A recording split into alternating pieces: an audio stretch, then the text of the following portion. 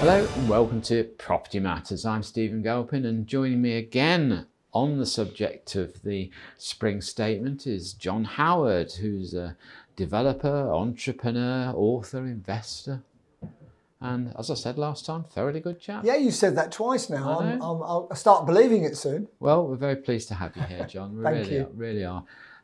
You're one of the few people who have a very good, comprehensive view and understanding of the whole market, which is very valuable. Thank you. Well, I've been at it for over 40 years, and there's not much I haven't done, a bit like you, Stephen, really. And it don't seem a day too long. I haven't got it all right either.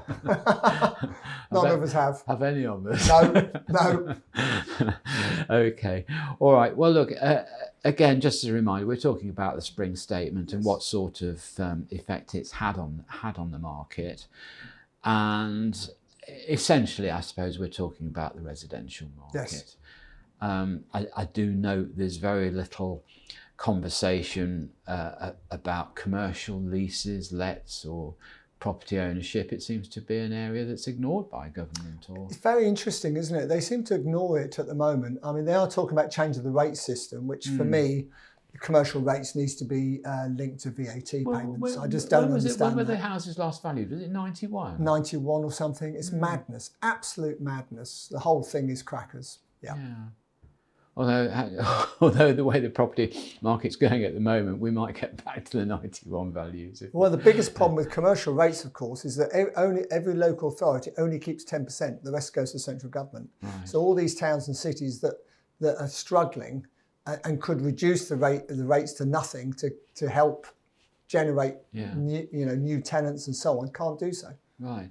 Now that leads me nicely into our next point of discussion, which is this. Fine, we've talked about the practicalities, the viability, the possibility of building all these 1.5 million homes. What we haven't talked about are the facilities that are needed for those new towns, villages, housing developments. Are the things like hospitals, doctors' surgeries, schools, shops, high streets? Has all that been considered? Who's going to provide all this? Well, that's all really infrastructure to a great extent. And who's going to provide that? Well, that has to be provided by the property developer, the house builder. It all comes off. Well, that's the theory. It all comes off. It all comes off the price, ultimately, doesn't it? But of course, all those things, sewers. I mean, can you imagine, say you're building 500 houses, the sewers that are required, the energy, the electricity that's required, whole thing, to get all that up and water. You know, there's not enough water in East Anglia, so we're having a pipe made all the way from the north of England down at the moment to supply certain developments. Cannot go ahead at the moment because there's no water. It's absolutely crackers. Well, you should come to London. We can't afford any water. Well, you can't afford it here, no. But I haven't got a lot of sympathy for you lot. But you know, actually, we should be building many, many more homes in the north of the country, not the south. The south has got too many already. It, really has, and we need to give people tax incentives to move up north, businesses tax incentives to move up north in order to balance it up, because it's crazy at the moment. Well, I suppose it is, but I think many years back, electrifying the train line to Peterborough was going to be the answer to London overspill. But actually nobody really wanted to go and work in Peterborough, did they? So it's a bit rude about Peterborough, isn't it? Well, it is, but that's the fact of it, isn't it? But it's taken many, many years to just settle down. It's, I've been involved in developments in various parts of London. I can think of one particularly at Tower Bridge.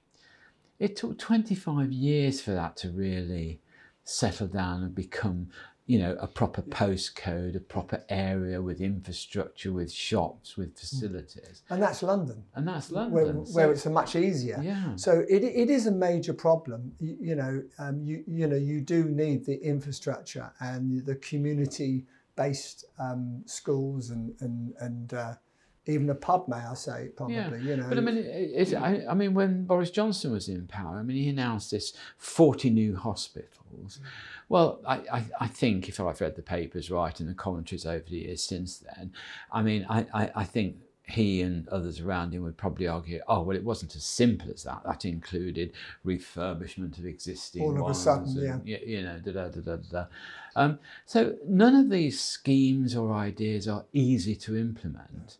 And certainly within a sort of 4 to 5 year political cycle, got no chance of building. No chance. No chance. They need to be in for at least 10 years to get anything like that done. And actually, I think where Angela Rayner is probably right is she's saying the big infrastructure issues like hospitals, prisons, and so on shouldn't be dealt with at local authority level. They should be dealt with at government level. They should be rubber stamped and got on with. And I think without having the right to appeal against them, and what's called a judicial review, which is this but in my view, they ought to be binding. I know my father always used to say, you'll never have good government while you've got a 4 to 5 year political cycle. I agree with that. Because to get anything done that needs to be done, you won't get in again. Well, you have to do it. You have to be radical in the first year, really radical, and you have to move very quickly, because by the time the 4th year comes and the 5th year comes, you're electioneering. You know, you're trying to get back in.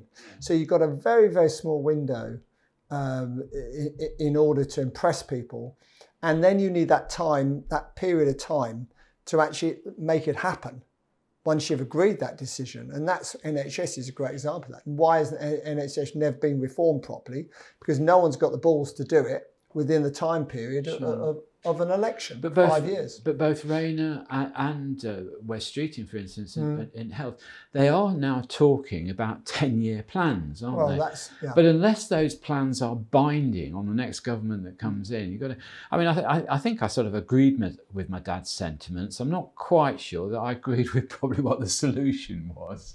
I agree, and I think it is a major problem for any government, and that's why it's all short-termism, isn't it? Yes, that's what it is. Yes, absolutely. And again, I can remember many years ago going to Japan and talking to leader of a very big company that had become global, and I said, "How have you done this?" And he said, "Because our government gave us 25-year money." And so he said, I could plan, I could hedge against inflation, I could hedge against currency exchange.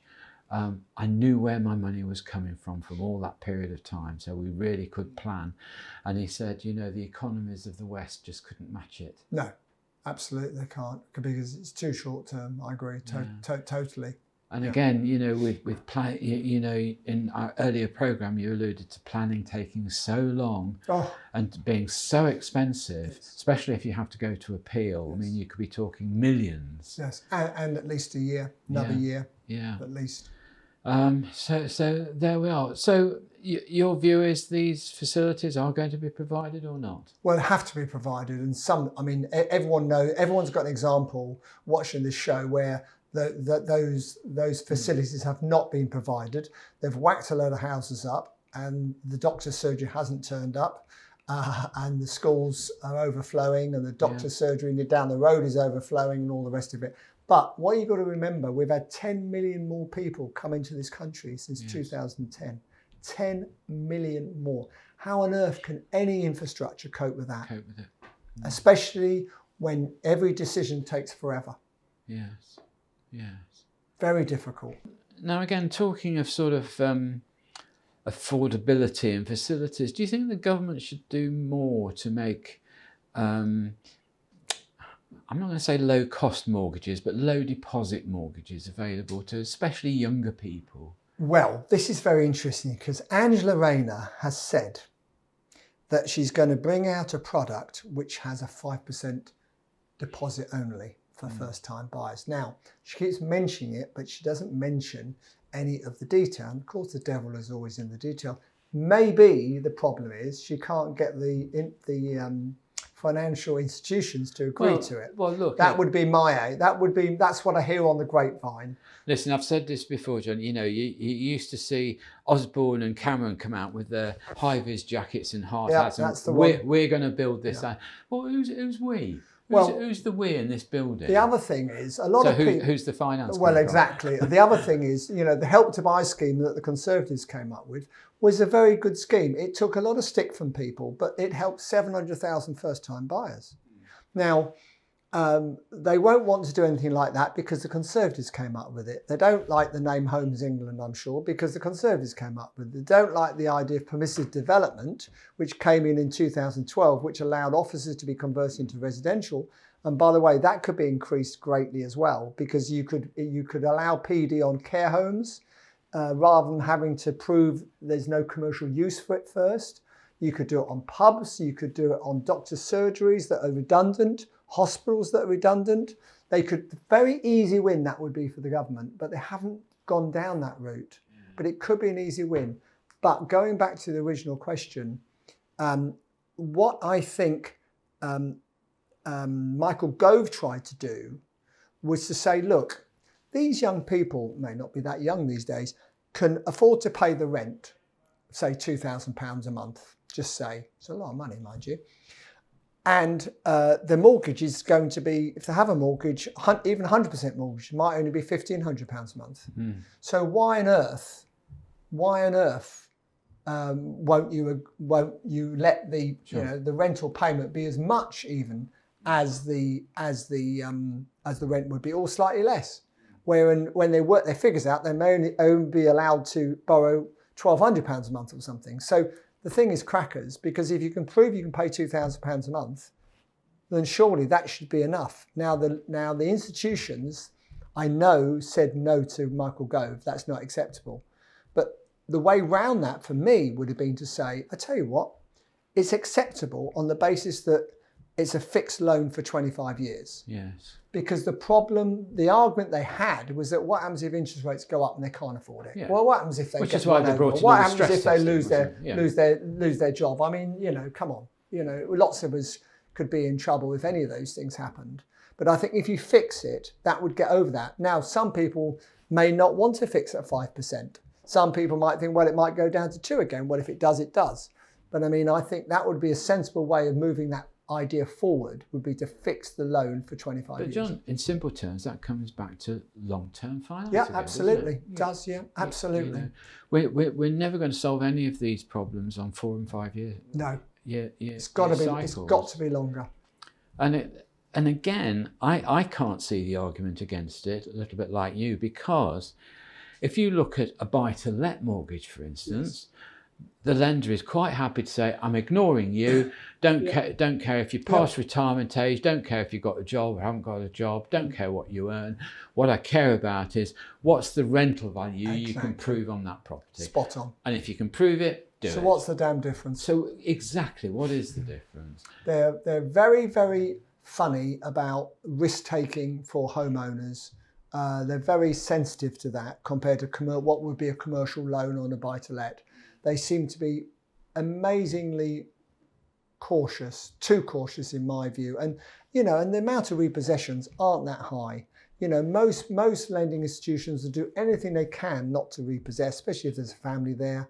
And most repossessions, I would argue, at the moment, probably are for couples who are divorced, someone has died, all that type of thing. I bet there's not that many. A total change of circumstances. Total change of circumstances. I wouldn't have thought, I haven't got the stats on me, but I'd imagine that the amount of people who have been thrown out of their home because they can't pay their mortgage, because they've lost their job, etc., is very low. And the reason it's very low is, guess who pays the interest on the mortgage if you lose your job?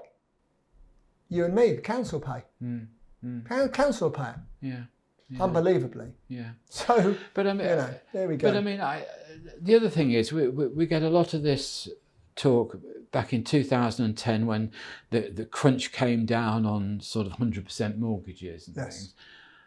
But I still don't believe even a young couple at a very young age taking on a mortgage, they don't do it with the idea of defaulting and losing their home. No. It's the last thing they want to happen. Absolute last. They'll cut everything. Well, you like to think they cut everything before that. Yeah. But I think fixing it is the answer. Even if you fixed it for the first 10 years, the property market's gone up 5% a year on average for the last 20, 25 years. Okay, it's had lulls and go up again. Sure. But if you have a cycle, a 10-year cycle is safe. Yeah. So you can say, well, let's fix it for 10 years. And again, I'd go a little bit further, and I'd quite like to see mortgages that can get passed down through the family. Yeah, well, certainly in European countries, that's what happens. I think we just have to be more imaginative. It's a little bit like a lot of these assured short-hold leases. Well, things are changing in the lease market, in the letting market, I agree. But I still think, you get inappropriate leases given to inappropriate people. So, you perhaps get a type of landlord, perhaps the smaller, what the government term is an accidental landlord, who can't afford to commit his property for 5 years, but he might well be able to do it for 1 or 2 years. So have a different type of lease. You put your hands up and say, I'm a short-term landlord. Have a short-term, I agree with you. So I will. And the tenant understands that and knows that, and that's why they'll take it on. Yeah. Because there's there's less now, 4.2 million private landlords in the UK. How important is that? Hugely important to the housing market. Yeah. And yet this government, and the last government, by the way, as well, the Conservative government, almost demonised them. Demonised them. It's a disgrace, a total disgrace. I mean, when you think about it, the Conservative government have done all the hard work for Labour on all these housing issues. Yeah. I mean, that Michael Gove, who I saw at the conference and spoke to him at the conference, he didn't like what I said to him. But at the end of the day, he's thrown 4.2 million landlords under the bus. Yes, I suppose he genuinely has. And he didn't like me telling him. No. But there you go. No. That's life. But again, this comes back to where the government get their information and guidance from. Because, I mean, again, one of the downsides of having such a democratic sort of system is that a normal person, you, I, whoever, can become an MP. You become an MP, and all of a sudden you're given a job as housing minister or something. Well, no experience whatsoever. What do you know about it? Probably own one house. Yeah. I mean, if they are bright and articulate and understand it, by the time they get any expertise in the subject, they're gone. Yeah. So bonkers. Yeah, very difficult. Okay, so coming back to the point that we made in the previous programme, you do think this was an emergency budget as opposed to just a statement? I think they started off as a socialist government with all these fancy ideas of how they're going to make us more of a socialist state, if you like. And with a few months, they've realised that actually that doesn't work. And if they're not very careful, having or destroyed the confidence, the business confidence in the whole country to such an extent that, national insurance, the extra has come in. A friend of mine, he owns 3 hotels / pubs, and it's going to cost him £500,000 more in national insurance. And that doesn't take into account the extra minimum wage that's going up again. Yeah. And like he said, it's not just the minimum wage, John. People who aren't on the minimum wage are now saying, well, hang on a minute, they're earning nearly as much as me now, so I want an increase. Well, again, coming back to one of the subjects we talked about, which was developers banking land and not developing it. The trouble is, I see, is if the government forces those developments to sort of work on a, need the product sort of production line without the stock of land, so just you've got it, you develop it, you've got another one. The trouble is with that, it's going to cause such a scramble for land at certain points in the cycle that in itself will cause inflation, because land prices will just go through the roof. Yeah. The whole thing is skewered, and actually, if you try and control what is a free market, you've got a big problem on your hands, a big problem. I mean, if you've got land that the councils already own, which they own swathes of acres and acres of land that could be built on, they need to get their arse into gear and build on it. They don't need to take a 1.5 year consultation to build on, 3 acres, with all due respect, of scrabby land somewhere. Surely, goodness me, even these big house builders only have, say, 7 or 8 different designs of houses, so they keep the cost down. So wherever you go, they don't individually design a house. They've got 7 or 8 perhaps different styles and sizes, and they just plonk them on. Yeah. Well, surely the local authorities could do the same. Yeah. If you can't get planning permission and sort it out within 2 or 3 months, then they really need to give up, because it's crazy. One of my pet things is if you make architects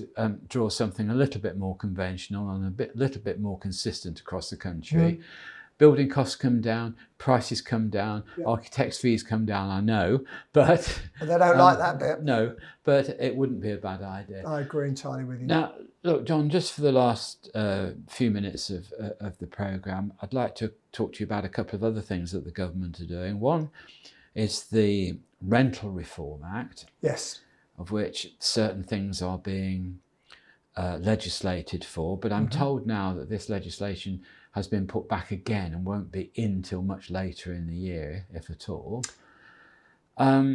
What do we think about these no-fault evictions? And well, the Rent Reform Act, I mean, this was drafted originally by Michael Gove and the Conservative government. He didn't get it through before the end of Parliament. They've taken it on and they've spruced up a little bit. I was told it was coming in June. Now they're saying it's going to be later. I don't know why it should be later, particularly because they're hell bent on bringing it out. You know, there are a lot of points to it, some of which are good, and protect land. I think the main point is, John, that it's going to cause a lot more court work. Yes, absolutely. And the courts can't cope with it. No, absolutely. And the one thing I was concerned about, as a fairly large residential landlord, if you like, was not being able to get possession, because that will drop the market 30% for tenanted properties. If you're tenanted, it'll drop 30%. Now, what they're saying now is, yes, you can get possession of your property if you can prove you wish to sell it, and you can get people out within 4 months.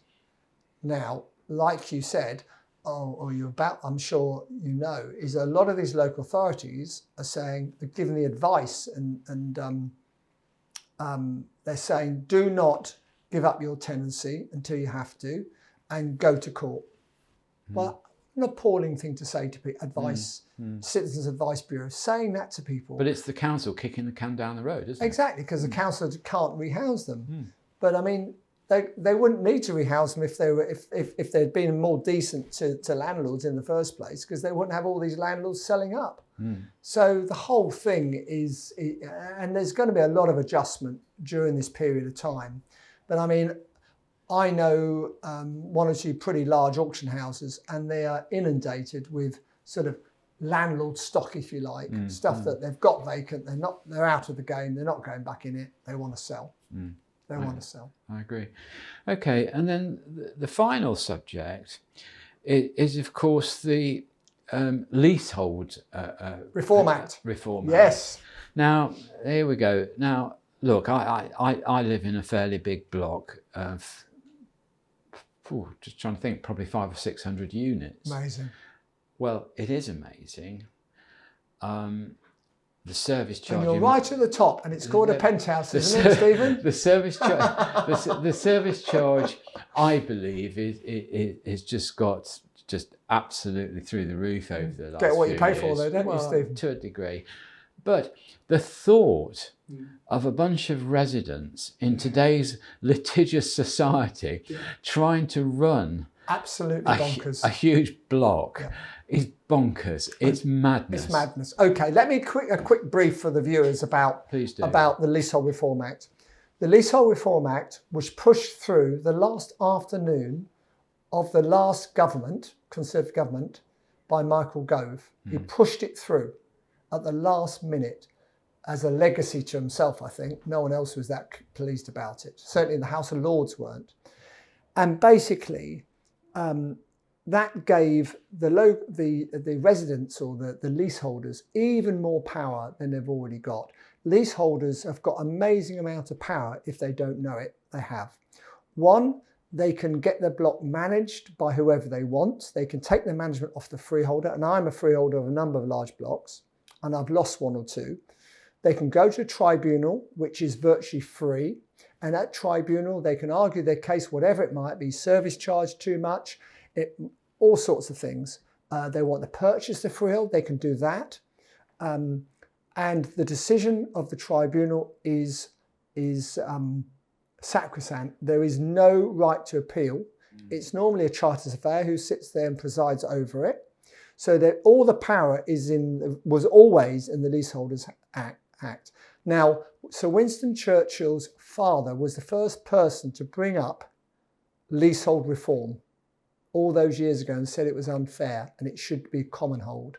In Scotland, it is a form of common hold. The rest of Europe is common hold. So the difference between what Michael Gove has done and what this Labour government are pushing through is common hold. So they are saying that any new lease, when the law comes out, any new lease, so any new flat that's sold will be on a common hold basis. Well, what is the difference between a 999-year lease, which is what it is now, and 0 ground rent? What is the difference between that and common hold? I would say nothing. It still needs to be managed. You still have a service charge. You can still manage it yourself. You can still appoint a management company to manage it for you. All those things you could do anyway. The one difference, the one thing they haven't said what it is, and that is the mathematical calculation of what it will cost to increase the length of an existing lease to make it mortgageable. So anything under 75 years, basically, which is crackers in itself, is unmortgageable according to the lending institutions, which is bonkers, let's be honest. If you buy a flat, you're not going to live 75 years in it, are you? Unlikely to. So, but that calculation is likely to go down.